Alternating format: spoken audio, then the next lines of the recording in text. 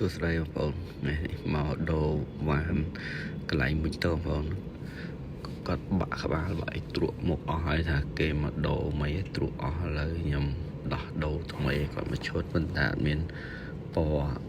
ទឹកប្រាក់ទេមានតែពណ៌ខ្មៅអញ្ចឹងខ្ញុំដាក់ពណ៌ខ្មៅឲ្យគាត់ថាពណ៌អីក៏បានណាឲ្យបិទបើកបាន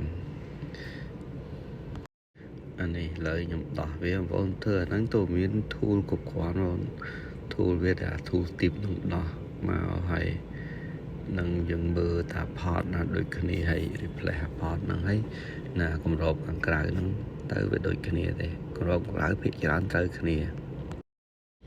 តែចាស់ហ្នឹងវិញក៏បានប៉ុន្តែគាត់ណាចាស់វាបាត់ខ្ចៅបាត់អីខ្លះអស់ហើយអញ្ចឹងទៅពេលខ្ញុំដោះហ្នឹងចាញ់មើលផ្ទៀងវាមើលដូចគ្នាចឹងខ្ញុំដាក់វាចូលទៅបណ្ដោយព្រោះវា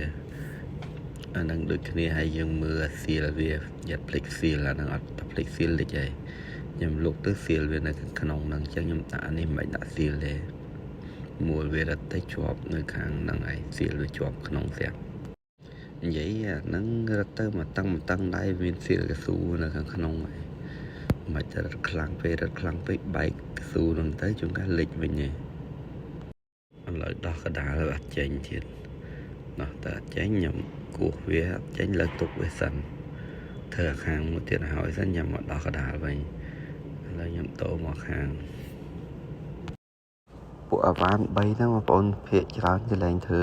លក់ហើយគ្រឿងបន្លាស់វាក៏រៀងពិបាករកដែរឥឡូវបើសិនជាខូចហើយមានគ្រឿងបន្លាស់ទេត្រូវដូរទាំងអស់ចោលអានេះខ្ញុំរត់តែកន្លែងបិទបើកវាណែនតិចកុំឲ្យវាលងពេលដាក់ចូលរត់ក៏បានដែរខ្ញុំរត់ពីហ្នឹងហើយសិនហើយដាក់ចូលខ្ញុំរត់ម្ដងទៀតហើយប្រើអាសោទីបអាហ្នឹងវាយើងស្រុកខ្មែរយើងសម្រាប់ដោះបុយស៊ីម៉ូតូខ្ញុំប្រើអាហ្នឹងរត់គាត់រត់តែមកតាំងដៃដែរបងប្អូនកុំរត់ខ្លាំងពេកហ្នឹងហើយចាប់អាហ្នឹងខ្ញុំចូលមកកណ្ដាលម្ដងចាប់ដកវាម្ដងគោះវាទៅចេញហើយអានេះប្រើអាប្លេតដោះកំពុងទីបអានោះមួយចេញព្រោះតែគេទុកយូរឆ្នាំហើយគឺមួលដៃអត់ចេញបងដាក់ដោះពងទីបមួលប្រើវាធូរទៅចេញដាក់សោទីបវាដោះចេញអាហ្នឹងបើសិនយើងទិញមកវាមានសោហ្នឹងបងអូនសោទិញផ្សេងណាហើយណាកដាលហ្នឹងហាខាងពីរខុសគ្នាកដាលមានផ្លូវចូលចេញចូលនេះវាចូលគ្នាដល់ពេលអញ្ចឹងទៅបងប្អូនកុំដាក់អាកដាលមកខាងអីដាក់ចូលដូចគ្នាប៉ុន្តែបជាទឹកអត់កើតទេបើកទឹកមកបាញ់ចូលមកកដាលហើយកដាលនោះអត់មានសៀលទេអានេះខ្ញុំយកសៀលទៅដាក់ចូលអាមុនសៀលវាអត់មានយើងចោះរុននឹងកដាលរៀងទូចពេកព្រោះនេះគេដាក់ហ្នឹងហើយគេរៀបក្រោដល់ពេលអញ្ចឹងទៅរៀបក្រោមកប្រឡោះហ្នឹងយើងពិបាកទើសធូលនេះរត់មកតាំងដៃហើយរត់អាក្រៅនោះមួយទៀតកុំឲ្យវាលេចអាហ្នឹងក្រៅនោះក៏រត់មកតាំងដៃដែរ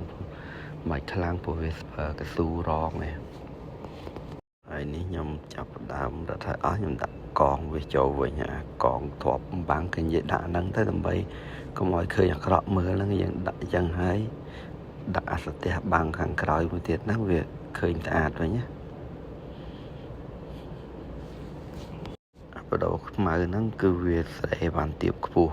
បងប្អូនចង់វាខ្លីទៅយើងមូលវាជ្រៅទៅថាចង់បានទុកធ្វើម៉េចឲ្យកម្ពស់ស្មើគ្នាវាសមណាហើយដល់ពេលអញ្ចឹងទៅយើងស្ដីជួនកាលអាវ៉ាន់ក្នុងនោះវាចូលជ្រៅជាងហ្នឹងយើងត្រូវបន្ថយអានឹងដើម្បីឲ្យឃើញខ្ពស់ហើយអាស្ទះលើហ្នឹងក៏មានខ្ចៅមូលដែរមូលរឹតវាទៅបើអត់រឹតទេវាលងចេញមកវិញណា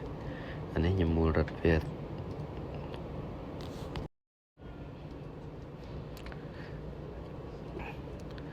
វិញចឹងហើយប្រវល់វាបន្តិចតែដើម្បីវាណែនហើយខ្ចៅធ្វើម៉េចឲ្យងាកទៅក្រោយកុំឲ្យទឹកចូលទៅវា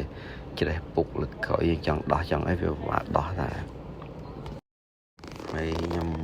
មួលហ្នឹងហើយខ្ញុំដាក់គម្របវាចូលវិញគម្របវា3ហ្នឹងវាខ្ចៅវានៅក្នុងអាក្បាលហ្នឹងយើងរុញវាទៅឃើញខ្ចៅ